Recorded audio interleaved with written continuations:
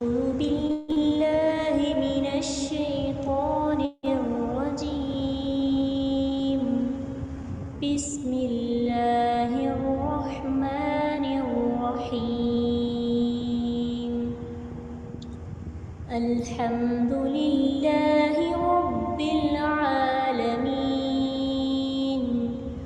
الرحمن الرحيم. مالك يوم الدين. إياك نعبد وإياك نستعين. اهدنا الصراط المستقيم. صراط الذين أنعمت عليهم غير المغضوب عليهم ولا الضالين.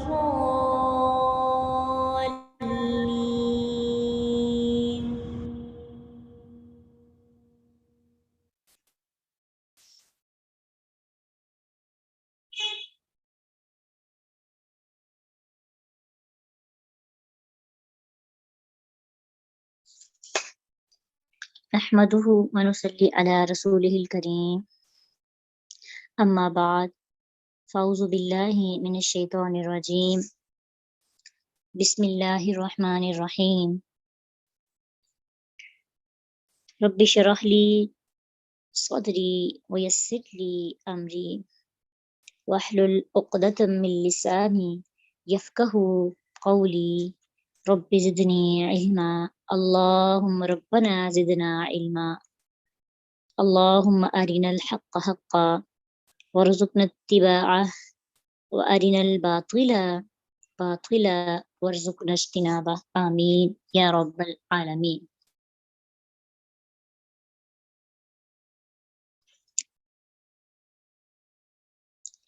سورۃ البقرہ آیت نمبر 102۔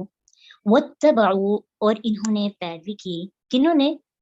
کن کی بات پیچھے ہو رہی ہے؟ بنی اسرائیل کی۔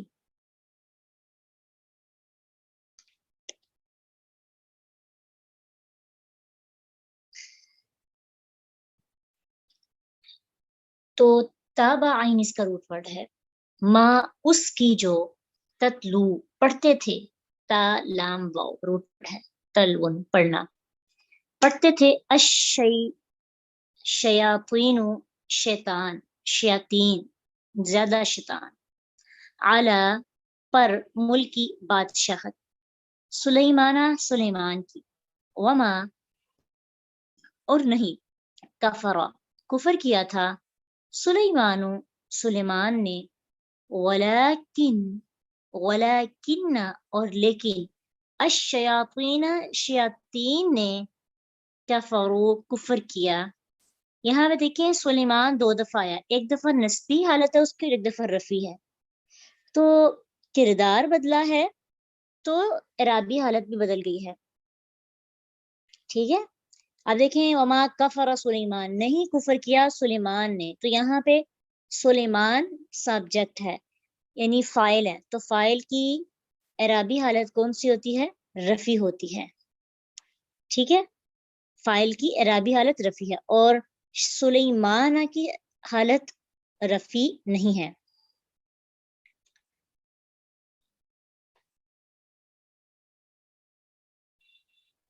وما کفر سلیمان، نہیں کفر کیا تھا سلیمان نے، ولیکن اور لیکن، شیاطین شیاطین نے، کفروا کفر کیا، یعلمون وہ سکھاتے تھے، الناس لوگوں کو، السحر جادو، وما اور جو انزل نازل کیا گیا تھا، علی اوپر، ملکین دو فرشتوں کے، ملکین بیسکلی تھا ملکان، ملکان کل ہم نے اعراب بالحرف بھی پڑھ لیا، ملکان کی جری حالت کس کے ساتھ ہوتی ہے؟ یا کے ساتھ، یعنی الف کو یا میں بدل دیتے ہیں، اور کیا کرتے ہیں؟ یا میں بدل دیتے ہیں علل ملکین، تو یہ بیسکلی ملکان تھا، ملکان سے ملکین بن گیا، دو فرشتے۔ اگر یہ ملکین ہوتا تو ویسے تو ملائکہ ہوتا ہے، جمع سالم جمع مکسر ہوتا ہے اس کی فرشتوں کے لیے ملائکہ، لیکن تسنیہ کے لیے الف نون لگتا ہے۔ تو دو فرشتوں کے بابل میں ہاروت و ماروت اور ماروت، ہاروت اور ماروت، یہ دو فرشتوں کے نام۔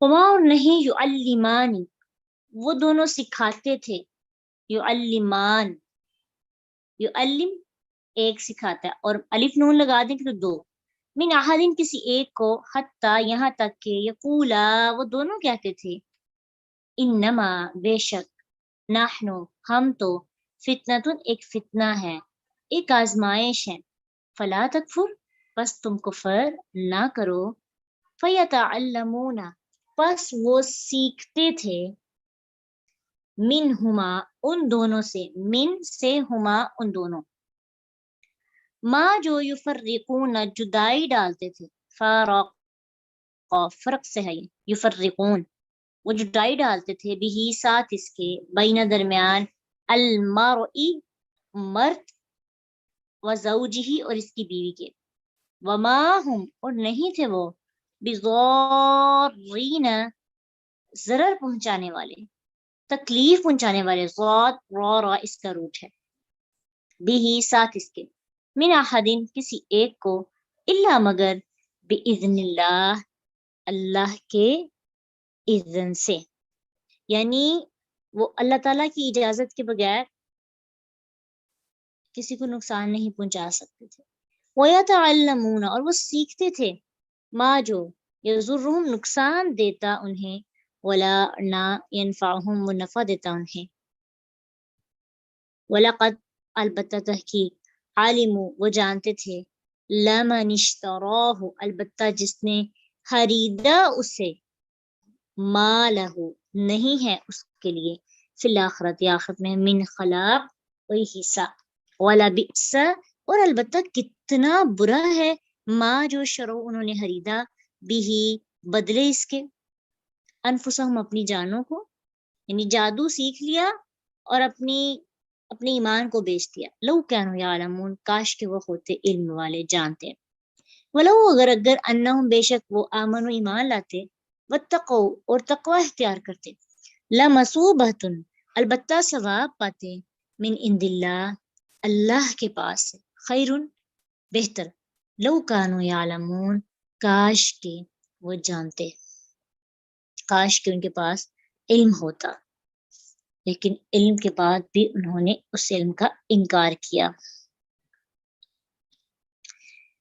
سب سے پہلے تو ان آیات کو دیکھتے ہیں، ان کی مفہوم کو سمجھنے کی کوشش کرتے ہیں انشاءاللہ۔ سورۃ البقرہ کی آیت نمبر 102 ہے، ابھی تک بنی اسرائیل کے ہی واقعات ہم پڑھ رہے ہیں۔ اللہ سبحانہ وتعالیٰ فرماتے ہیں، وَاتَّبَعُوا مَا تَتْلُو الشَّيَاطِينُ عَلَى مُلْكِ سُلَيْمَانَ وَمَا كَفَرَ سُلَيْمَانُ۔ اب کیا ہوا کہ اب وہ اس چیز کے پیچھے لگ گئے جو شیاطین سلیمان علیہ السلام کے دور حکومت میں پڑھتے تھے، اور سلیمان علیہ السلام نے کفر نہیں کیا تھا، لیکن شیطانوں نے کفر کیا۔ کیا کرتے تھے وہ شیطان؟ لوگوں کو جادو سکھاتے تھے، اور پھر وہ لوگ اس چیز کے پیچھے لگ گئے۔ وہ بابل میں دو فرشتے ہاروت اور ماروت پر اتاری گئی تھی، ایک کتاب تھی ان کے پاس جس میں جادو سے ریلیٹڈ کچھ باتیں لکھی ہوئی تھی۔ جب ان کو پتا چلا تو وہ جا کے، اتنا ان کو شوق تھا جادو سیکھنے کا، ان لوگوں کو، بنی اسرائیل کو، اس کے پیچھے جا کے پڑ گئے اور کہنے لگے کہ ہمیں جادو سکھائیں۔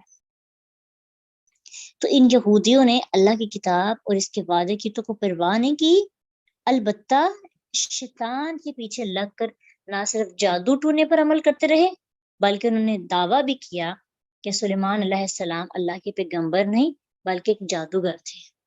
سلیمان علیہ السلام کے بارے میں ان کا عقیدہ کتنا برا ہو گیا۔ کہتے ہیں کہ انہوں نے جادو کے زور سے اپنی حکومت کھڑی کی ہے، اسی لیے اللہ سبحانہ تعالیٰ نے فرمایا وما کفر سلیمان، سلیمان علیہ السلام نے جادو کا عمل نہیں کیا، اور جادو جو کرتا ہے وہ کفر کرتا ہے، تو سلیمان نے کفر نہیں کیا۔ سلیمان علیہ السلام کے زمانے میں جادوگری کا سلسلہ بہت عام ہو گیا تھا۔ سلیمان علیہ السلام نے کیا کیا، کہا جاتا ہے کہ اس کی روک تھام کے لیے انہوں نے جادو کی ساری کتابیں لے کر اپنی کرسیاں تخت کے نیچے دفن کر دی۔ سلیمان علیہ السلام کے وفات کے بعد ان کے جو شیاطین اور جادوگروں نے ان کتابوں کو نکال کر نہ صرف لوگوں کو دکھایا بلکہ لوگوں کو یہ بھی بتایا کہ سلیمان علیہ السلام کی قوت اور اقتدار کا راز یہی جادو تھا۔ اس بنا پر بنی اسرائیل نے یہ سمجھنا شروع کر دیا کہ سلیمان علیہ السلام کو اللہ کے نبی نہیں تھے بلکہ ایک جادوگر تھے۔ اب اس کا رد فرمایا جا رہا ہے قرآن میں، وما کفر سلیمان، جیسے اللہ نے پچھلے آیت میں جبریل علیہ السلام کے بارے میں کیے گئے پروپیگنڈے کا جواب دیا اور ان کا ساتھ دیا، تو اسی طرح اللہ سبحانہ تعالیٰ نے سلیمان علیہ السلام کے بارے میں جو یہ عقائد پالے ہوئے تھے، اللہ نے اس کی بھی تردید کی۔ اب ہاروت اور ماروت کے بارے میں آپ کو بہت ساری تفاسیر ملیں گی، لیکن ہم نے تو وہی ماننا جو ہمیں قرآن میں بتایا گیا، اور قرآن میں کیا ہے کہ بابل ایک شہر تھا اور اللہ تعالیٰ نے ہاروت اور ماروت پر ایک ان کو علم دیا تھا، اس سے ریلیٹڈ تھوڑا سا اس لیے دیا تھا تاکہ وہ لوگوں کو یہ بتائیں کہ انبیاء کے ہاتھوں میں ظاہر شدہ جو معجزے اور جادو تھے ان میں فرق کیا ہے۔ وہ سلیمان علیہ السلام کو جادوگر مانتے تھے نا، تو انہوں کو ہاروت اور ماروت کو علم دے کر جادو کا اس لیے بھیجا گیا تاکہ وہ لوگوں کو بتائیں کہ انبیاء کے معجزے اور جادو میں کیا فرق ہے۔ اب اس دور کے لوگوں کو جادو کے علم سیکھنے کا بہت شوق تھا، بہت زیادہ، تو اس طرح سے یہ فرشتے ان کے لیے آزمائش بن گئے۔ انہوں نے کیا کیا، فرشتوں کے پیچھے پڑ گئے اور فرشتے ان کو کہتے رہے وَمَا يُعَلِّمَانِ مِنْ أَحَدٍ حَتَّى يَقُولَا إِنَّمَا نَحْنُ فِتْنَةٌ فَلَا تَكْفُرْ۔ ان دونوں نے ان کو کہا، ہر ایک کو پکڑ پکڑ کے کہا یہ نہ سیکھو، یہ فتنہ ہے، تمہارے لیے آزمائش ہے، تم کفر کر بیٹھو گے۔ یعنی ایک آزمائش خود بتا رہی ہے کہ میں آزمائش ہوں، لیکن شاید لوگ سمجھدار نہیں تھے، ہر درم قوم تھی اور دل ان کے پہلے سے ہی سخت ہو چکے تھے، اب مزید سختیاں ان کے اندر آ گئیں تو جادو کی طرف پڑ گئے، تو انہوں نے ان کی بات نہ سنی اور کیا کیا، جادو ٹونا سیکھنا شروع کر دیا۔ پھر کیا ہوا، آج بھی ہماری معاشرے میں بھی لوگوں کو نا نئی نئی اس طرح کی سکل سیکھنے کا بڑا شوق ہے، ان کو ہم آگے انشاءاللہ ڈسکس کرتے ہیں۔ پھر کیا ہوا، وہ جادو کیا سیکھتے تھے، کون سا جادو سیکھتے تھے، فَيَتَعَلَّمُونَ مِنْهُمَا مَا يُفَرِّقُونَ بِهِ بَيْنَ الْمَرْءِ وَزَوْجِهِ، وہ ایسا جادو سیکھتے تھے، ایسا سحر سیکھتے تھے جس سے میاں اور بیوی کے درمیان میں نفرتوں کی دیواریں کھڑی ہو جاتی تھی۔ وہ ہنستے بستے گھر کو اجاڑنے کا جادو سیکھتے تھے، اور جادوگر کے پاس جو شیاطین ہوتے ہیں وہ سب سے زیادہ خوش اس بات پر ہوتے ہیں کہ دو میاں بیوی کو آپس میں لڑائی کروا کے آئے ہیں۔ جب شیاطین اپنے بڑے شیطان کے پاس جاتے ہیں اور جا کے اس کو اپنے کارنامے بتاتے ہیں، ہم نے یہ کیا، ہم نے وہ کیا، تو جو آ کر یہ بتاتا ہے نا کہ میں نے دو کپلز کے اندر لڑائی کروائی ہے، تو شیطان اتنا خوش ہوتا ہے، اتنا خوش ہوتا ہے، وہ اس کو اپنے قریبی چیلوں میں شامل کر لیتا ہے۔ تو میاں بیوی کی لڑائیوں کی ایک وجہ جادو بھی ہوتا ہے۔ شیاطین غلط فہمیاں پیدا کر کے وسوسے پیدا کرتے ہیں، جس کی وجہ سے خاوند اور بیوی کی آپس کے ریلیشن میں بہت فرق آنے لگتا ہے۔ اس لیے خاوند اور بیوی کو اپنے رشتے کی بقا کے لیے شیطانوں سے بچنے کی کوشش کرنی چاہیے اور اس کی پروٹیکشن خود کرنی چاہیے۔ پھر اللہ کہتے ہیں یہ بات مت سوچنا کہ شیطان ہر کام کر سکتے ہیں، ما ہم بضارین، وہ کسی کو بھی تکلیف نہیں دے سکتے جب تک اللہ تعالیٰ کی مشیت شامل نہ ہو۔ اللہ کی مرضی شامل ہوگی تو یہ کسی پر اثر اپنا ڈال سکتے ہیں۔ اب اللہ تعالیٰ کیسے لوگوں کو پروٹیکٹ کرتے ہیں؟ وَتَعَلَّمُونَ مَا يَضُرُّهُمْ وَلَا يَنفَعُهُمْ، وہ جو کچھ بھی سیکھ رہے ہیں اس سے ان کو نقصان ہو رہا ہے، فائدہ نہیں ہوتا۔ اب یہ لوگ جو جادو سیکھتے ہیں نا، کبھی آپ جادوگروں کی زندگی پڑھیے گا، خود اتنی اذیت میں ہوتے ہیں۔ ایک تو ان کا جو سیکھنے کا عمل ہے اتنا ٹف ہوتا ہے، غلاظت سے گزر کے، گندگی سے گزر کے وہ سیکھتے ہیں۔ دوسرا، جب وہ کسی پر جادو کرتے ہیں تو پھر وہ معاشرے کی تباہی، کپلز کی تباہی ہوتی ہے، تو یہ سارے کا سارا نقصان ہوتا ہے، اس پہ کسی کو فائدہ نہیں پہنچ سکتا، نقصان ہی نقصان۔ اور یہ اتنا بڑا نقصان ہے کہ اپنی دنیا خرید لیتے ہیں آخرت بیچ کے، اور آخرت میں ان کا کوئی حصہ نہیں، اور ان کے لیے بہت برا انجام بھی ہے، اور یہ بری چیزیں جو ہیں ہم اپنے نفسوں کے لیے خریدتے ہیں، ان کو اس چیز کا علم ہی نہیں۔ آگے اللہ سبحانہ تعالیٰ فرماتے ہیں کہ اگر یہ لوگ ایمان لاتے اور تقوی اختیار کرتے تو ان کو بہترین اجر اللہ کے پاس سے ملتا، لیکن ان کو اس اجر کی فکر ہی نہیں ہے، ان کو اس اجر کی چاہ ہی نہیں ہے، تو جب جس چیز کی چاہ نہ ہو لوگ اس کی طرف لپکتے بھی نہیں ہیں۔ اب چونکہ یہ آیات جادو کے بارے میں ہے تو تھوڑا سا جادو کی حقیقت تھوڑی سی ہم دیکھ لیتے ہیں، اور اگر کوئی انوالو ہو جاتا ہے اس میں یا جادو ہونے سے پہلے کیسے اپنے آپ کو جادو سے بچائیں، اور اگر ہو جائے تو کون سے شرعی طریقے اختیار کیے جا سکتے ہیں جس سے اس کا علاج ممکن ہے۔ کیا جادو برحق ہے؟ جادو کے بارے میں لوگ جو بات چیت کرتے ہیں کیا یہ سچی باتیں ہوتی ہیں؟ اس کے بارے میں تھوڑا سا دیکھتے ہیں۔ اب دیکھیے، جادو کا وجود ہے، ٹھیک ہے، اس سے انکار نہیں کیا جا سکتا۔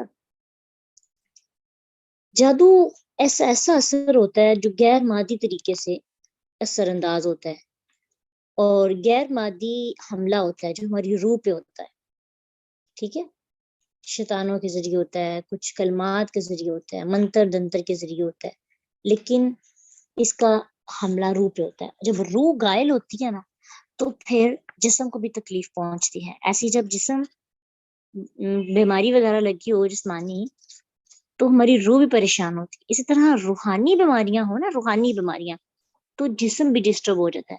آپ نے کبھی دیکھا ہوگا کہ کئی لڑکیاں یا لڑکوں کو سر میں شدید پین ہوتی ہے، جب وہ چیک اپ کرواتے ہیں تو کوئی بھی رپورٹ میں ایسی بیماری سامنے نہیں آتی۔ اس طرح اور بھی بہت سی بیماریاں ہوتی ہیں، پین ہو رہی ہے، بہت زبردست ہو رہی ہے، سمجھ نہیں آ رہی کیا بیماری ہے، رپورٹس کروا کے تھک جاتے ہیں۔ تو بیسیکلی ان کو روحانی مسئلہ ہوتا ہے، ان کو نظر بد کا یا جادو کا مسئلہ ہوتا ہے۔ جادوگر کیسے اپنا جادو دوسروں پہ ڈالتے ہیں؟ جادو کی بہت سی قسمیں ہیں۔ ایک قسم یہ ہے کہ نظر بندی کرنا، مثلا یہ کہ آپ جیسے آپ جادوگر دیکھے ہوں گے کرتب کرتے ہیں، بڑے بڑے تماشائی بیٹھے تو ان کے سامنے کرتب کرتے ہیں کہ جیسے ایک باکس میں ایک انسان کو لٹا کر اوپر سے آری سے چیر دیتے ہیں، ٹھیک ہے، ایسے ہی مرغی کی گردن کاٹ دیتے ہیں اور پھر صحیح سلامت مرغی نکل آتی ہے۔ اور آپ نے بچپن میں یہ بھی دیکھا ہوگا کہ اپنی پاکٹ میں کچھ بھی نہیں ہوتا اور رومال نکلتے چلے آ رہے ہیں۔ یہ سب کیسے ہوتا ہے؟ یہ دراصل وہ آنکھوں پہ جادو کرتے ہیں کہ انسان کو جو دکھانا چاہتے ہیں نا ویسے اس کو نظر آتا ہے، ایسے ان کو نظر آتا ہے۔ جیسے موسیٰ علیہ السلام کے مقابلے میں جادوگر آئے تھے نا تو انہوں نے بھی یہی کام کیا تھا نا، انہوں نے موسیٰ علیہ السلام کے سامنے جو رسیاں پھینکی تھی بیسیکلی وہ سانپ نہیں بنی تھی، وہ ان کے کیا تھا، فَإِذَا حِبَالُهُمْ وَعِصِيُّهُمْ، ان کی رسیاں اور ان کی چھوٹی چھوٹی لاٹھیاں جو جادوگروں نے پھینکی تھی نا، وہ کیا کری تھی؟ یخیل الیہ من سحرہم، موسیٰ علیہ السلام کو ان کے جادو کی وجہ سے یہ خیال ہونے لگا انہا تسعی، کہ وہ دوڑ رہی ہیں جیسے سانپ دوڑتا ہے، تیزی سے چلتی ہوئی محسوس ہوئی.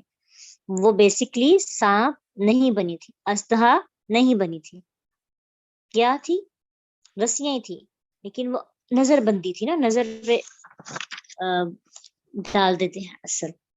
پھر اس کے بعد کچھ کلمات ایسے ہوتے ہیں، چلے وغیرہ کاٹتے ہیں، کیونکہ الفاظ کے اندر بھی جادو ہوتا ہے. جیسے آپ دیکھیں قرآن ہے نا، تو قرآن کو مشرکین مکہ کیوں جادو کہتے؟ کہ قرآن ان کے اوپر پازیٹیو اثر ڈالتا تھا، لیکن ان کی نظر میں وہ نیگیٹو تھا.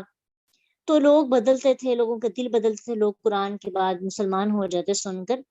تو اس لیے مشرکین مکہ کہتے کہ یہ تو جادوگر ہے، اس سے بچو، اس سے دور رہو. تو اس سے پتہ چلتا ہے کہ الفاظ کے اندر بھی جادو ہوتا ہے، اور اس کو جتنا ریپیٹ کیا جائے، مطلب ایک بات آپ کے سامنے کو کہتا ہے ایسے نہ کرو، یا آپ کو ڈانٹتا، آپ کو گالی دیتا ہے، وہ جتنی بار زیادہ کہے گا آپ کو اتنا غصہ زیادہ آئے گا، آپ کو اتنی تکلیف ہوگی. اسی طرح جادو کرنے کے لیے جو چلے کاٹتے ہیں، وہ جتنا زیادہ پڑھتے جاتے ہیں اس کا اثر بڑھتا چلا جاتا ہے. پھر جادوگر کہا جاتا ہے کہ جادو کی بنیادی جو مدد ہوتی ہے نا، وہ جنات اور شیطان سے ہوتی ہے. وہ مدد لیتے ہیں جنات سے اور شیطانوں سے. جن کا وجود بالکل حق ہے. جن اس لیے اس کو کہا جاتا ہے کیونکہ وہ نظر نہیں آتے، اس لیے جنوں سے وہ ہیلپ لیتے ہیں اور پھر اس کے ذریعے لوگوں کو پریشان کرتے ہیں، لوگوں کو تنگ کرتے ہیں، لوگوں کو ڈسٹرب کرتے ہیں. آپ کو پتہ ہے جادوگر بننے وقت کیا کرنا پڑتا ہے؟ ایک تو جادوگر بننا، جادو سیکھنا سب سے حرام کام ہے، اس کی اجازت نہیں. ایک بزرگ تھے بشیر احمد، انہوں نے جب توبہ کی، وہ جادوگر تھے، اور انہوں نے جب توبہ کی تو انہوں نے اپنی تھوڑی سی سٹوری سنائی. کہتے ہیں کہ جادوگر بننے کے لیے پہلا کام جو کرنا پڑتا ہے نا، وہ گندگی اور غلاظت کھانا ہے. اللہ اکبر. آپ جتنے گندے رہیں گے آپ کے پاس شیطان اتنے زیادہ آئیں گے. اگر جادوگر نماز پڑھتا ہے، قرآن پڑھتا ہے، عبادات کرتا ہے، وہ جادوگر نہیں بن سکتا، اس کے پاس جن اور شیطان نہیں آتے. آپ کو اس چیز کا پتہ ہے؟ ٹھیک ہے. اور اتنے گندے گندے طریقے استعمال کیے جاتے ہیں کہ انسان دنگ رہ جاتا ہے. کہتے ہیں کہ مجھے جادوگر بننے کا بڑا شوق تھا. ہاں، آج ہماری نسل کو بھی ایسی علوم سیکھنے کا شوق ہے، جیسے ٹیلی پیتھی سیکھ لیتے ہیں، یا ہپناٹائز کرنا. پھر علم نجوم کے بارے میں بھی حدیث میں آتا ہے، جس نے علم نجوم سیکھا اس نے جادو کا علم سیکھا، اور آستا تک وہ جادو میں بڑھتا چلا جاتا ہے. تو علم نجوم بھی سیکھنا اس سے منع کیا گیا ہے. اور پھر وہ کہتے ہیں کہ میں نے بڑے چلے لگائے، بڑے وظیفے کیے، لیکن کسی وظیفے میں مجھے کوئی اثر ہی نہ ہوا. کہتے ہیں کہ میں نے ایک بڑے استاد مجھے ملا، کہنے لگا نمازیں بھی پڑھتے اور جادو بھی سیکھتے ہو، یہ کام نہیں ہوگا. میں نے جادو سیکھنے کے شوق میں نمازیں چھوڑ دی، قرآن کی تلاوت بھی چھوڑ دی، سارا کچھ چھوڑ دیا، گندا رہنے لگا. میرے جادو میں اثر ہونا شروع ہو گیا. اور لوگ کہتے ہیں کہ جادوگر جنات کو قابو کر لیتے ہیں، اور یہ قید والا کوئی چکر نہیں. وہ کہتے ہیں کہ جب جادوگر ایک وظیفہ کر لیتا ہے اور جو جنتر منتر اسے بتائے ہوتے ہیں، شیطان کی جس میں پوجا ہوتی ہے اور اللہ کے ساتھ شرک ہوتا ہے اور کفر ہوتا ہے، وہ کرنے کے بعد شیطان ابلیس بڑا راضی ہوتا ہے. وہ اپنے چمچوں اور چیلوں کو بیچتا ہے کہ جاؤ اور جو یہ بات کہتا ہے نا، اس کی بات مانو. کیوں؟ کیونکہ انہوں نے اس کو خوش کیا ہوتا ہے. شیطان کو جتنا خوش کریں گے، آپ کے جن آپ کے کنٹرول میں آتے چلے جائیں گے. پھر کہتے ہیں کہ جو جن چھوٹے چھوٹے چیلے ہوتے ہیں نا، وہ آ کے ہمارے سے کانٹریکٹ کرتے ہیں، کہتے ہیں کہ تم نے یہ کھانا ہے اور یہ نہیں کھانا. تو اس معاہدے کے تحت اگر خلاف ورزی کریں تو وہ گردن دبا دیتے ہیں. کہتے ہیں میرے ساتھ ایک دفعہ ایسا ہوا، جنہوں نے مجھے لہسن کھانے سے منع کیا تھا، تو میں شادی بیاہ پہ جاتا تھا، میں کبھی بھی وہاں سے کھانا نہیں کھاتا تھا. تو ایک دفعہ میں گیا اور میرے دوستوں نے بہت اصرار کیا تو میں نے کھا لیا. تو ابھی ایک لقمہ میں نے منہ میں ڈالا، وہ میرے خلق سے نیچے نہیں اترا تھا کہ جنات نے میرے اوپر اٹیک کر دیا. اور کہا ہم نے تمہیں منع کیا تھا نا یہ کھانا نہ کھانا. وہ کہنے لگے کہ میں نے اور بھی وظیفے کیے ہوئے تھے. وہاں ان جنوں کو بلایا, پھر ان سے جان چھڑوائی. تو خیر آپ کو پتہ ہے کہ جب جادوگروں کو اتنے غلیظ کام کرنے کا کہا جاتا ہے, ایون کہ اللہ اکبر کبیرہ, یعنی زبان قاصر ہو جاتی ہے اس طرح کے الفاظ ادا کرنے میں جس طرح کے وہ کام کر کر کے جادو کرتے ہیں. حیض کے خون سے قرآن لکھوایا جاتا ہے. اللہ اکبر, اللہ ہم سب کو معاف کرے اور ایسے لوگوں کو ہدایت عطا کرے. بہت ہی شیطان کو جتنا کچھ کرتے ہیں ان کا لیول بڑھ جاتا ہے. اللہ اکبر. مجھے ایک واقعہ یاد آیا تھا, کسی نے میرے ساتھ شیئر کیا کہ کسی کو انہوں نے جادوگر نے تویز دیا کہ تم نے یہ اپنے خاوند کو دینا ہے جس کو تویز پلانا ہے. اور اتنا یعنی جو خاوند اور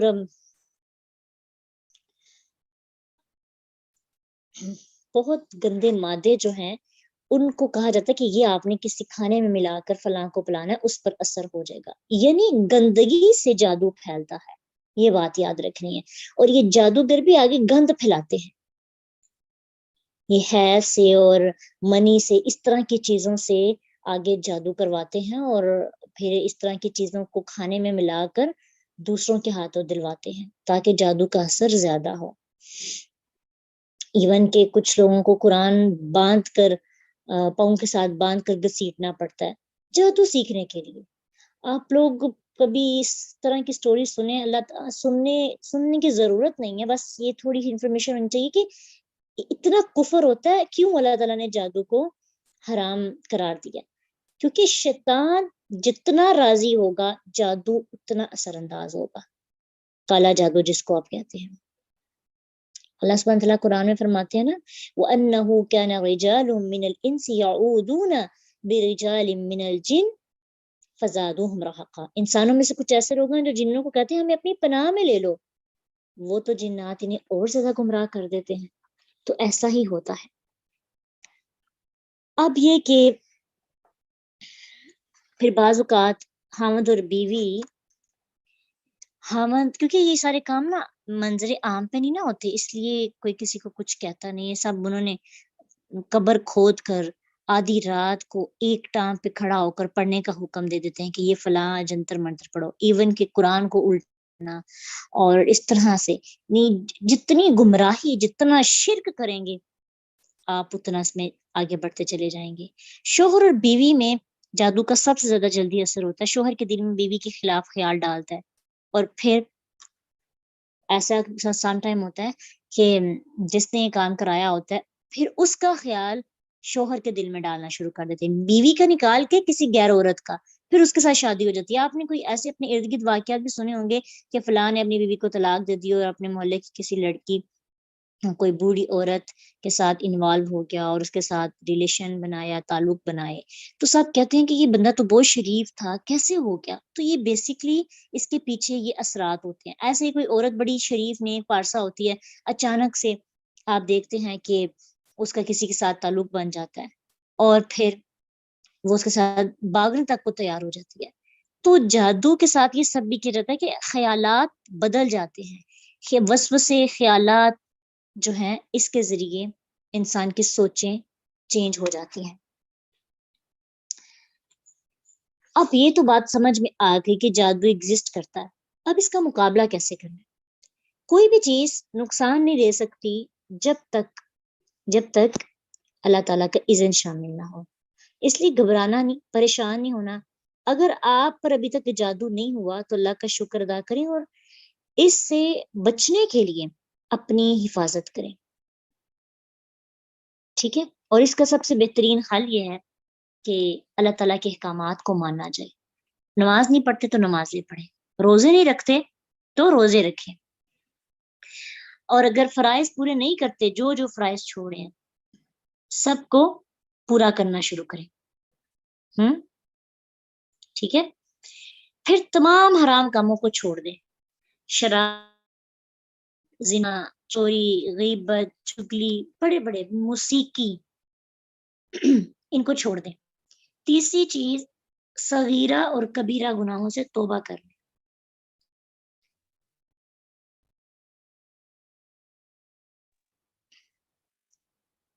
ٹھیک ہے، ان اللہ یحب التوابین و یحب المتطہرین، گناہوں سے روحانی طور پر بھی اپنے آپ کو پاک کرنا ہے، جسمانی طور پر بھی، ظاہری اور باطنی پاکیزی کا خیال ہے۔ جو انسان گندے رہتے ہیں ان پر جادو جلدی ہو جاتا ہے، جن کا دل گندا ہوتا ہے اور جن کی گندا ہوتا ہے نا، جسم گندا ہوتا ہے اور جس کا دل گندا ہوتا ہے، ان دونوں دلوں، جسم اور دل پر اثرات جلدی آتے ہیں۔ آپ نے دیکھا ہوگا کہ جو لوگ بڑے اللہ تعالیٰ کے قریب ہوتے ہیں، نماز ہر چیز کا خیال رکھتے ہیں، ان پر جادو کم اثر کرتا ہے، بلکہ وہ اپنے آپ کو بچا کے رکھتے ہیں۔ اس لیے انتہا درجے کی پاکیزگی کا خیال رکھنا ہے۔ پھر اسی طرح قرآن کو پڑھیں، خاص طور پہ سورۃ البقرہ۔ سورۃ البقرہ جس گھر میں پڑھی جاتی ہے، حدیث میں آتا ہے کہ اس گھر میں جادو اثر انداز نہیں ہوتا، ٹھیک ہے۔ پھر آیت الکرسی، آیت الکرسی کی تلاوت کریں ہر نماز کے بعد۔ اس طرح ہر نماز کے بعد معوذات، مثلا قل هو اللہ، قل اعوذ برب الناس، قل اعوذ برب الفلق، ایون کہ قل یا ایھا الکافرون، یہ سب جو ہیں وہ پڑھی جائیں۔ رات کو سوتے وقت دونوں ہاتھوں کو جمع کر کے پھونک مار کے آخری 3 سورتوں کو 3 دفعہ پڑھ کے پورے جسم پر ہاتھ پھیریں۔ یہ عمل 3 بار کریں۔ اللہ کے نبی صلی اللہ علیہ وسلم بھی کیا کرتے تھے، ایک دفعہ پڑھ کر مارے، پھر دوسری دفعہ، پھر تیسری دفعہ۔ صحیح بخاری اور مسلم کے اندر ہے۔ اسی طرح صبح و شام کے جو اذکار ہیں وہ کسی صورت میں نہ چھوڑیں، مسنون اذکار، اور اس کے اندر جو یہ دعا ہے لا الہ الا اللہ وحدہ لا شریک لہ لہ الملک و لہ الحمد وہو علی کل شیء قدیر، جو بندہ اس کو صبح ٹائم 100 دفعہ، رات کو 100 دفعہ پڑھ لیتا ہے، اس بندے پر جادو، جنات اور شیاطین کا اگر صبح پڑھتا ہے تو شام تک اثر نہیں ہوتا، اور اگر شام کو پڑھتا ہے تو صبح تک اثر نہیں ہوتا، ٹھیک ہے۔ اور اس کے اندر صبح شام کے اذکار کے اندر اتنی خوبصورت دعائیں ہیں نا، وہ ساری دعائیں آپ پڑھیں جتنی ٹائم بتایا جاتا ہے، اس سے بھی انسان بچتا ہے۔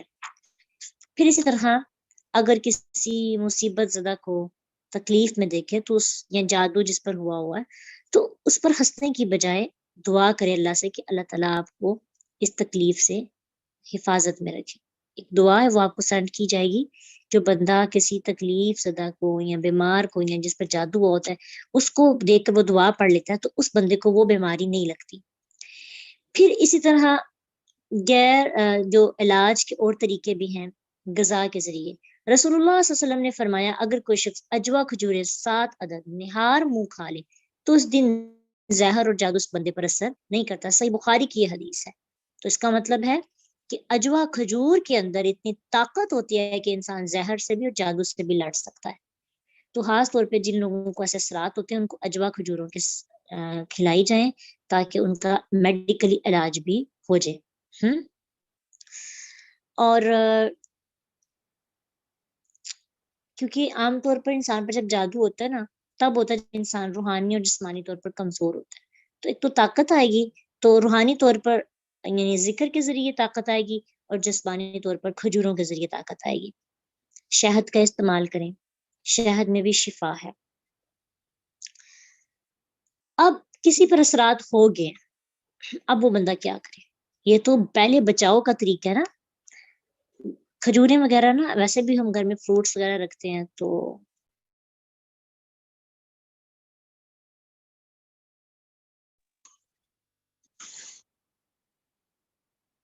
کھجوریں کھانے کی گھر میں، اس سے یہ نیت رکھیں خاص طور پہ کہ اس سے جادو سے بچا جائے، کیونکہ آج کل یہ بہت کامن ہے، لوگ سامنے آ کے لڑائی نہیں کرتے لیکن کیا کرتے ہیں، پیچھے سے ایسا وار کرتے ہیں۔ اب اگر آپ پر جادو ہو گیا ہے تو اس صورت میں ہمیں کیا کرنا ہے؟ اس کے بھی مختلف اثرات ہوتے ہیں، یعنی کچھ ٹائم ایسا ہوتا ہے جس ٹائم ہم روحانی طور پر کمزور ہوتے ہیں تو اس وقت ہم پہ جادو اثر زیادہ کرتا ہے۔ جیسے جو بندہ شدید غصے میں ہوتا ہے، کچھ لوگوں کا غصہ بہت شدید ہوتا ہے نا، تو غصہ کرنے والوں کو شیطان پسند کرتا ہے اور انسان کی روحانی کیفیت لو ہو جاتی ہے۔ غم، بہت زیادہ غم کرنا اور غم میں نڈھال ہو جانا، یہ انسان جب غیر معمولی کیفیات میں ہوتا ہے تو اس اثر کو انسان دعوت دیتا ہے۔ جیسے زیادہ ہنسنا، جب تک دیکھیں پروٹیکشن اپنی کرتا رہتا ہے ذکر اذکار سے، اپنی ڈھال کو مضبوط رکھتا ہے، شیطان کا حملہ اس پر نہیں ہوتا. جیسے انسان نیگیٹیوٹی کی طرف جاتا ہے، بہت زیادہ ہنسنا شروع کر دے، کہہ کے لگا لگا کے لوٹ پھوٹ کر، بہت زیادہ روتے رہنا روتے رہنا روتے رہنا، مایوس ہو جانا، مایوسی والا رونا. جب پتہ ہے آپ کو کہ جب ہم کبھی مایوس ہوتے ہیں، اتنے مایوس ہوتے ہیں، کتنی مشکل سے اس میں سے نکلتے ہیں. اور پھر اسی طرح کبھی کبھی انسان وسوسوں کا شکار ہو جاتا ہے، اور وسوسے انسان کی جان نہیں چھوڑتے. ٹھیک ہے، تو وسوسوں سے نکالنا ہے خود کو. وسوسے آتے ہیں اور آتے ہیں اور آتے ہیں، اور ایمان خطرے میں پڑ جاتا ہے، شیطان اس وقت حملہ کرتا ہے. پھر جب انسان شدید غصے میں ہوتا ہے، دل کرتا ہے سامنے والے کو قتل کر دیں، اور غم کے اندر بھی اس کا اثر بہت زیادہ ہوتا ہے. اس لیے اپنی کیفیات کو نارمل رکھنا ہے. ٹھیک ہے، اسی طرح دیکھیں ابو بکر صدیق رضی اللہ عنہ جب ان کے ساتھ ایک گروہ لڑ رہا تھا تو چپ تھے، اللہ کے رسول صلی اللہ علیہ وسلم کھڑے تھے. ابو بکر صدیق اپنے ہاتھ میں بولے، رسول اللہ صلی اللہ علیہ وسلم وہاں سے آگے. پوچھا اللہ کے نبی جب وہ بول رہا تھا آپ کھڑے رہے، جب میں بولا آپ آگے. کہا کہ تم چپ تھے تو وہاں پہ فرشتے تمہارے حصے کا جواب دے رہے تھے، جب تم بولے تو کیا ہوا، شیطان آ گیا اور فرشتے چلے گئے. تو جہاں شیطان ہوتا ہے وہاں میں نہیں کھڑا ہو سکتا. جب ہم کسی سے لڑائی کر رہے ہوتے ہیں نا، شیطان ہمیں اور وسوسے ڈالتا ہے، اور لڑو اور لڑو اور لڑو. تو ہمارے دل میں جو باتیں ہوتی ہیں ہم کہہ ڈالتے ہیں، دل میں رکھتے ہیں. اسی طرح جب انسان گالی گلوچ کرتا ہے تو بھی انسان روحانی طور پر کمزور ہوتا ہے. تو جب جادو ہو جاتا ہے تو غیر شرعی طریقے استعمال نہ کریں، تعویذ وغیرہ کی طرف پڑ جانا. اور اسی طرح کچھ لوگ بڑے غلط انداز اختیار کرتے ہیں، تعویذوں کے دائیں بائیں جانب فرعون، نمرود اور حامان، قارون اور شداد کا نام لکھا ہوتا ہے. اور پھر کئی مقامات پر آپ کو پرانے لوگوں کے تعویذات لکھے ہوئے ملیں گے، نمبر لکھ کر، وہاں بھی لوگوں کے نام، پھر ابلیس کے نام، ابلیس سے مدد مانگتے ہیں. تو تعویذ کے اندر بھی، چاہے آپ تعویذ کے اندر قرآن کو بھی لکھیں لیکن اس کو گلے میں لٹکا نہیں سکتے، کیونکہ قرآن پڑھنے کے لیے آیا، گلے میں لٹکانے کے لیے نہیں آیا. مثلا اللہ تعالیٰ نے کہا شہد میں شفا ہے، تو شہد کو کھائیں گے یا گلے میں لٹکائیں گے؟ کھانے سے اس کا فائدہ ہوگا یا گلے میں لٹکانے سے فائدہ ہوگا شہد کو؟ یا اللہ تعالیٰ کے نبی نے کہا کھجور میں شفا ہے، اب 7 کھجوریں گلے میں لاکٹ بنا کے لگا لیں، آرام آ جائے گا؟ نہیں نا، کھائیں گے تو آئے گا نا، طاقت اس سے ملے گی. تو اسلام ایک فطرتی دین ہے، تو قرآن پڑھنے کے لیے ہے.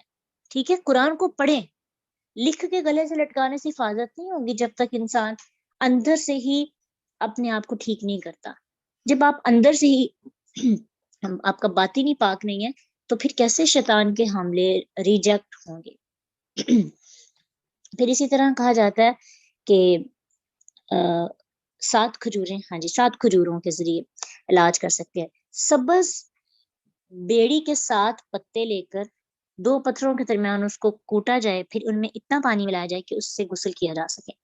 پھر مدرجہ ذیل آیات جو ہیں یہ دم کریں، اعوذ باللہ پڑھیں، آیت الکرسی پڑھیں، سورۃ البقرہ کی آیت نمبر 255 سورۃ الاعراف کی 117 سے 122 تک آیات 1172 to 122، پھر سورۃ یونس کی آیت نمبر 79 سے 82 تک، اور سورۃ طٰہٰ کی آیت نمبر 65 سے 70، 65 سے 70 تک.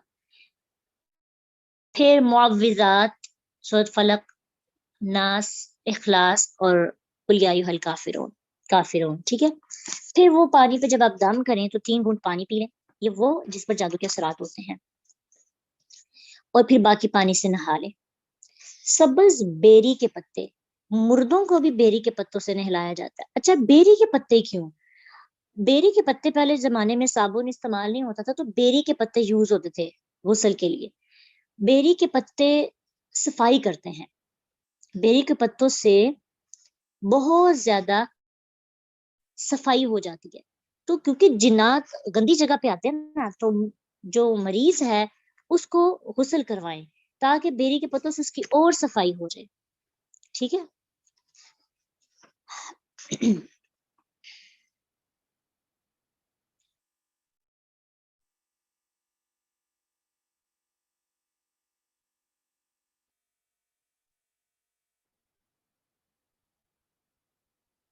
اسی طرح انسان جب اپنے جادو سے بچنے کے لیے ایک یہ بھی کام کرے کہ جو اٹھنے کی، سونے کی، بیت الخلاء میں جانے کی، واپس آنے کی جو دعائیں وہ بھی لازمی پڑے، کیونکہ اکثر کئی ایسے بھی کیسز ہوتے ہیں کہ جس میں بیت الخلاء میں جاتے ہوئے دعا نہیں پڑی، تو اس کی وجہ سے وہاں پہ پتہ ہے گندگی میں شیطان اور جن ہوتے ہیں، تو جن اس کا پیچھا نہیں پھر چھوڑتے. ٹھیک ہے. اسی طرح اپنے گھروں میں حرام چیزوں کو نکالیں. کیا کریں؟ جو جاندار چیزوں کی تصویریں ہم نے لگائی ہوتی ہیں گھروں میں وہ اتار دیں. گھر میں میوزک نہ چلائیں، موسیقی کی آواز یہ نہیں ہونی چاہیے. اس سے بھی جن جو ہے وہ اپنا ٹھکانہ بنا لیتے ہیں. کیوں؟ کیونکہ ان کو وہاں پہ جگہ مل جاتی ہے. ٹھیک ہے. تو جنوں کو بگانے کے لیے آپ کو کیا کرنا پڑے گا؟ ایفرٹ کرنی پڑتی ہے، اپنا ماحول ٹھیک رکھنا ہوتا ہے. جادوگروں کا طریقہ واردات کیسے ہوتا ہے؟ اللہ کے رسول صلی اللہ علیہ وسلم نے فرمایا ہر بندے کے ساتھ ایک شیطان ہوتا ہے. صحیح مسلم کی حدیث ہے. اور وہ ساری زندگی اس کے ساتھ رہتا ہے. تو جو بندہ ساری زندگی 24 گھنٹے آپ کے ساتھ گزارے وہ آپ کے سارے حالات اور عادات کو پہچانتا ہے. ایون کہ ایک حدیث میں آتا ہے کہ شیطان انسان کے رگوں پہ میں خون کی طرح دوڑتا ہے، ہر وقت اس کے ساتھ رہتا ہے. اگر انسان بیت الخلاء میں دعا پڑھ کر داخل نہیں ہوتا تو وہ اس کو ننگا ہوا بھی دیکھتا ہے. اس لیے جب آپ بیت الخلاء میں دعا پڑھ کے داخل ہوتے ہیں تو پھر کیا ہوتا ہے کہ اس کے اور آپ کے درمیان میں ایک پردہ لگا دیا جاتا ہے. دعا کون سی؟ بسم اللہ اللہم انی اعوذ بک من الخبث والخبائث. اب چونکہ اس کو ہماری ساری انفارمیشن پتہ ہوتی ہے نا، ہم کیا کر رہے ہیں، کیا ہماری ایکٹیویٹیز ہیں، کیا پلاننگز ہیں. اب وہ کیا کرتا ہے کہ جب کوئی انسان جادوگر کے پاس جاتا ہے تو جادوگر کو جا کے وہ ساری چیزیں بتا دیتا ہے. جب ہم کسی جادوگر کے پاس جاتے ہیں تو ہمارے شیطان اور اس جادوگر کے شیطان کی آپس میں کمیونیکیشن ہو جاتی ہے کہ یہ اس لیے آیا ہے، اس کا مسئلہ یہ ہے، اس کو یہ چاہیے. وہ شیطان جادوگر کو سب بتا دیتا ہے. اب جادوگر آپ اس کو بھی بتاتے نہیں ہیں، کہتا ہے تو فلاں جگہ سے آیا ہے، فلاں کام کے لیے آیا ہے. وہ کہتا ہے یہ تو بڑی پہنچی ہوئی سرکار ہے، اس کو تو میرے بتانے سے پہلے سب کچھ پتا ہے. انسان اتنا امپریس ہوتا ہے اس کو اپنا پیر داتا اور سب کچھ سمجھنے لگتا ہے. کسی کو آپ کو اس طرح کی باتیں بتا دینے سے کوئی پہنچی ہوئی سرکار نہیں بن جاتا. یہ بات ذہن میں رکھیے گا کہ آپ کے جو شیطان ہیں وہ ان کے شیطانات کمیونیکیشن کر کے ان کو آپ کی ساری باتیں بتا دیتے ہیں. ٹھیک ہے.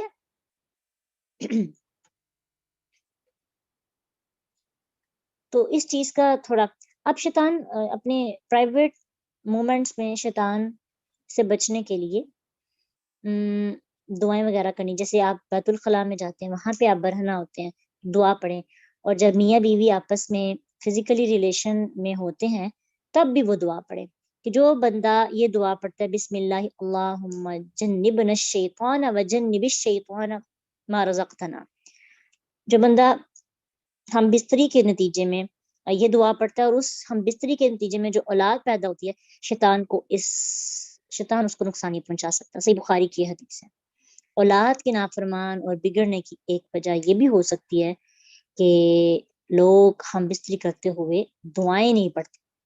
یہ دعا اللہ کے رسول صلی اللہ علیہ وسلم نے سکھائی، یہ خاص طور پہ یاد کرنی چاہیے، میلز کو پڑھنی چاہیے. اگر نہیں یاد کرے تو آپ اپنے گھروں میں یعنی اپنے پارٹنرز کو اس چیز کا شعور دلائیں. ٹھیک ہے. جاندار کی تصویریں گھر میں ختم کریں، میوزک کی آواز نہ لگائیں، گانے نہ بجائیں. نمازوں کا اہتمام سارے گھر والوں کو کرنا چاہیے.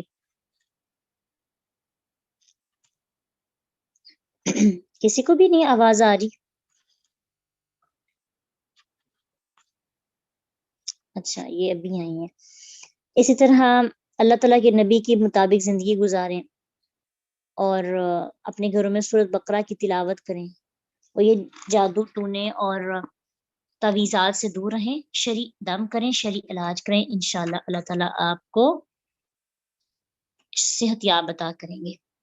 اسی طرح اگر گھر میں سے تعویذات ملیں تو ان کا کیا کرنا چاہیے؟ ان کو پانی میں بہا دیں. ایک اور چیز کا خیال رکھیں، جادو اگرچہ برحق ہے، اللہ کے رسول صلی اللہ علیہ وسلم پر بھی یہودیوں نے جادو کیا تھا. اگرچہ یہ برحق ہے لیکن ہر تکلیف کو جادو کا نام نہ دے. اے مجھے سر میں درد ہو رہی، میرے پہ جادو ہو گیا، میری کمر میں درد ہو رہی، مجھ پہ جادو ہو گیا. پھر ایسے توہمات کا انسان شکار ہو جاتا ہے. جادو برحق تو ہے، لیکن آپ کوشش کریں گے اس کو میڈیکل ایشو سمجھتے ہوئے اپنے آپ کو خود ہی، جب آپ کو تکلیف ہوتی ہے سورہ فاتحہ 7 دفعہ پڑھ کے دم کریں نا، پوری یقین کے ساتھ آپ کو خود شفا مل جائے گی. اس لیے اتنا زیادہ ریلائی نہیں کرنا شروع کر دینا کہ ہر چیز اور ہر پریشانی کی ذمہ داری جادو ہی ہے. اگرچہ یہ برحق ہے، اس کو بالکل انکار بھی نہیں کر سکتے اور اس کو پورا سر پہ سوار بھی نہ کریں، ٹھیک ہے، اور باقی علاج بھی ساتھ ساتھ کرتے رہیں. اور یہ نہ ہو کہ آپ کو میڈیکل ایشو اور آپ درباروں پر لے کے جائیں. ابھی ریسنٹلی بہت مجھے افسوس ہوا اس چیز کا. ویسے موت تو برحق ہے، لیکن ظاہری بات انسان کے عمل پہ افسوس ہوتا ہے. میری اسٹوڈنٹ تھی، کچھ دن پہلے ان کی والدہ وفات پا گئی، اور ان کے ہاں اب اولاد ہوئی ہے، بیٹا ہوا 1 ویک پہلے. تو پیدائش کے بعد اس کو چھوٹا سا پمپل نکلا، اور اکثر لوگ بچوں کو ابھی بھی اتنا شرک ہے اس کو، جی فلاں دربار پہ لے کے جائیں، وہاں پہ جا کے نہلائیں تو ان سے دم کروائیں تو آرام آ جائے گا. تو یہ عقیدے اس طرح کے بنے ہوئے ہیں. اس کو ڈاکٹر کو چیک نہیں کروایا اور ایسے درباروں پہ لے کے گھومتے رہے ہیں، اور اتنا بگڑ گیا کہ اس کی اسکن بہت زیادہ ڈیمیج ہو گئی، یعنی اترنے والی کیفیت اس کی ہو گئی، اور وہ وفات پا گیا. ڈاکٹر کے پاس جب لے کے گئے تو انہوں نے کہا کہ آپ نے اس کو اس حال میں لایا کہ 24 گھنٹے تک بمشکل زندہ رہے گا. اس کو لاہور لے جائیں. لاہور لے کے پھر بھی اس کا کچھ نہیں ہوا. تو اگر پہلے لے آتے تو شاید اس کا علاج ہو جاتا. اس لیے اس طرح سے اپنے درباروں پر لے کے گھومنا، خود آپ دم کریں اپنے بچوں کو. اب صبح شام کے مصنون اذکار، اور اسی طرح جو اللہ کے رسول صلی اللہ علیہ وسلم نے معوذتین آپ کو سکھائے ہیں، سورۃ فاتحہ، سورۃ اخلاص، آیت الکرسی، سورۃ بقرہ کا آخری رکوع، پہلا رکوع پڑھ کے خود دم کریں اپنے بچوں کو. دم کروانا جائز ہے اگر وہ شرک پہ مبنی نہ ہو، ٹھیک ہے. دم کروانا جائز ہے، لیکن شرکیہ دم جس میں غیر اللہ کی پکار ہو، تویزات وغیرہ ہوں، تہمات ہوں، بدعات ہو نا، اس کی اجازت نہیں. ہاں جو بندہ قرآن کی آیات پڑھ کر آپ کو دم کرتا ہے، پانی دم کر کے دیتا ہے، اور آپ کو پتہ ہے کہ یہ شرعی دم کرتا ہے، آپ اسے دم کروا سکتے ہیں، لیکن غیر شرعی دم نہیں کروا سکتے، ٹھیک ہے.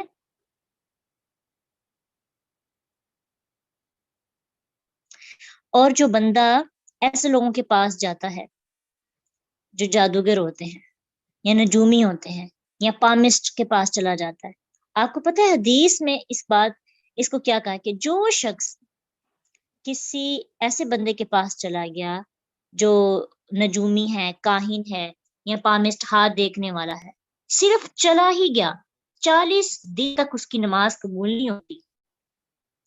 40 دن تک اس کی نماز قبول نہیں ہوگی. اور جو بندہ ایسے شخص کے پاس جاتا ہے، اس نے محمد صلی اللہ علیہ وسلم پر نازل شدہ شریعت کا انکار کر دیا.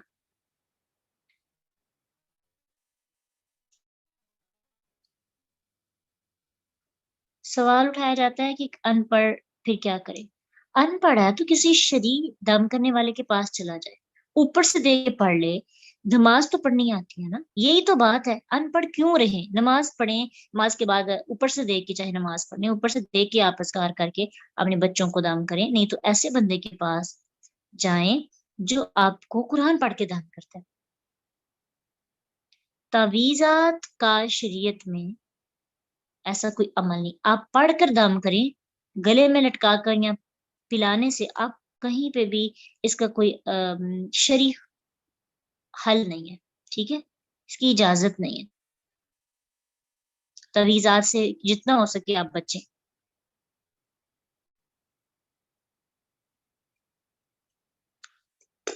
اللہ تعالیٰ سے دعا ہے اللہ تعالیٰ ہمیں، ہماری نسلوں کو، سب کو جادو سے، شیطانوں سے کوسوں دور رکھے، ٹھیک ہے، آمین. آیات دوبارہ بتا دوں، چلیں نوٹ کر لیں. سورۃ البقرہ آیت نمبر 255 255 اور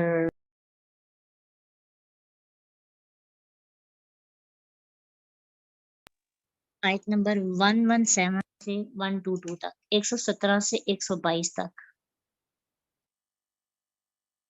اسی طرح سورت یونس آیت نمبر 79 سے 82 تک. دوسری سورت اعراف ہے، الاعراف. سورت یونس آیت نمبر 79 سے 82 تک. سورت طٰہٰ 65 سے 70 تک.